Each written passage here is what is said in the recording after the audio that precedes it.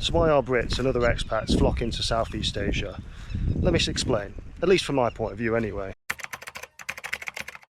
So the UK itself has definitely been on a slow decline, and that's unfortunate to say. As a Brit myself, I hate to say it, but if it's true, it's true. I mean, you go back 50, 100, even 150 years, you go back to the West, the UK or even America was definitely the place to make money. But nowadays, yes, they do get higher salaries, but it's not really got the same mindset it used to once before. Plus, on top of that, if you've got a higher salary, you're paying more tax. So what, 40+% tax? I mean, if you're a business and you can move abroad without affecting your business at all and pay less tax, that's just being a good businessman. So it really is no surprise that more millionaires are leaving the UK every single year. And that's before you even get started on council tax, which do you think really gets spent to the best of its uses? I mean, at least again, that's my opinion. The UK cycle, or well, the new UK culture. You work Monday to Friday, 9 to 5, and live life on the weekends. That's 2 days out of 7 you get to live. I mean, slaves throughout history work less hours than that. I mean, they only meant to work half the days of the year, especially if you look at the Egyptian slaves. They didn't have them working every day. So yes, if you're in the UK cycle now, Monday to Friday, 9 to 5, you're working more than an Egyptian slave did. So it's no wonder that the overall UK culture is, well, just grumpy, miserable, maybe go to the pub on the weekend, and well, that's your life. So when it comes to breaking the cycle, you've got to figure out if that's actually something you want to do. And if it is, well, you know, ask yourself, what lifestyle do you actually want? And does the country you're in support that, or even, you know, advocate for that, or advertise that, I guess you could say. And of course, every country has its problems, but at the end of the day, if you compare what the UK has to Thailand right now, I mean, I don't really think their issues here are even that big. And I am aware of the fact that there is the Thailand-Cambodia border dispute going on right now, but there'll always be something going on in every country, let's be honest. And most of all, when it comes to breaking the cycle, it's sort of the mindset, the ambition. I mean, the UK doesn't really have that ambition and drive anymore. And I feel like there's more opportunities out there anymore. And that's not just to keep as much money as possible.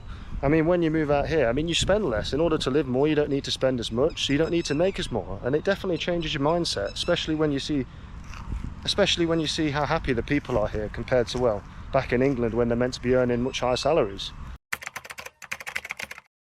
So when it comes to actually moving to Thailand or any country in Southeast Asia, it's a bit harder than you might think. Everybody likes to claim that it's the easiest thing in the world, but unless you're an English teacher or already work remotely, having a source of income is going to be quite difficult out here. And it's going to be even harder to create a business out here with all the Thai laws and the fact you can't own anything if you're a foreigner. Unless you marry a Thai, and well, there are loopholes, but again, it's not the easiest thing in the world. The visas themselves, getting the right one can be quite challenging, especially with the new rules and regulations with Thailand. They're forever changing. So in order to meet the requirements and stay up to date, it is quite difficult. So if you're going to move, I'd recommend coming out here and finding out firsthand what you actually need to do, because the online information isn't always going to be up to date and accurate. Now, when most people arrive, you will get the tourist visa. If you're from the UK, you get 60 days exemption or 30 days. Thailand likes to change that every now and again during peak time and off season. But unfortunately, the days of just doing border runs seem to be behind us, because Thailand have had enough of that. And well, you need to get a proper visa if you want to stay here long term. So that's something to definitely look into before you head out here. It's definitely not as easy as it used to be. Now, there are different types of visas you can get. You can come on an education one if you're doing Muay Thai. If you already have a business, you can work remotely and get the destination tourist visa. So there's definitely options.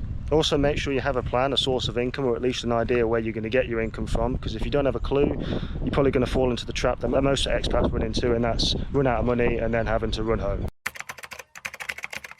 I mean, if we compare the people from the UK to Thailand, you know, people are actually happy here. I mean, people are actually smiling, happiness is here. And if you acted anything like that in the UK, you know, with a smile on your face, you'd be seen as a bit of a weirdo, like, why is he trying this?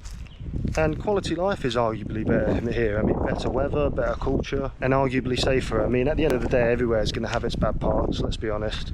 I mean, when it comes to safety in the UK anyway, London especially, it's not known for being the most safe city in the world now, is it? And Thailand, at least from my experience and other people, seems to be pretty safe. I mean, I doubt people in London would leave their laptops hanging out while they go toilet or grab a drink, but that's definitely a common occurrence here, so people are quite trusted. I mean, it's not the locals, it's the tourists that have the bad reputation at the end of the day. And one of the biggest differences is the mindset, the UK mindset anyway compared to here. Because whenever you try to create a business or start something on your own, if you did that in the UK, people would start asking why you're bothering doing that, why you're wasting your time stick to what you know, stick to what works. But abroad anyway, I find more people are more encouraging. They want you to try new things and try better things and grow as a person, as opposed to staying the exact same forever. Because I think most people that think like that anyway have been completely brainwashed into thinking that's the only way you can live your life, or the only way you should live your life. And that 9 to 5 lifestyle, cold weather, I mean, everything about England really isn't for me, and it might not be for you, because in all honesty you only get one life and it's a lot shorter than you might think, so you may as well live your life on your terms, however you want to do it.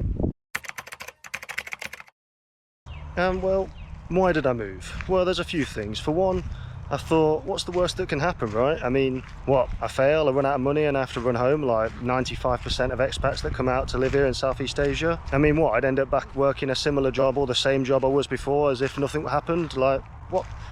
I mean, that's not really a bad idea for me. In the worst case, I've got a bit more life experience. And try living the life you want to live, you know? You may as well try it. What's the worst that can happen, really? And Asia as well itself seems to be growing, whereas the UK is smaller and smaller, less opportunities. Whereas Southeast Asia definitely seems to hold a lot more opportunities. And all those millionaires that are leaving the UK, most of which are going to Spain, but some are coming to Southeast Asia, and well, I'm saying hello to them with open arms. So yeah, you're only one plane ticket away, so if it's the life you want to live, make a plan, execute it, and see how it goes. Hey, again, what's the worst that can happen? Maybe I've given you something to think about, and if not, well, hey, that's at least why I left the UK and moved to Thailand. Hopefully you guys enjoyed the video, and if you did, make sure to leave a like, and I'll see you guys in the next one.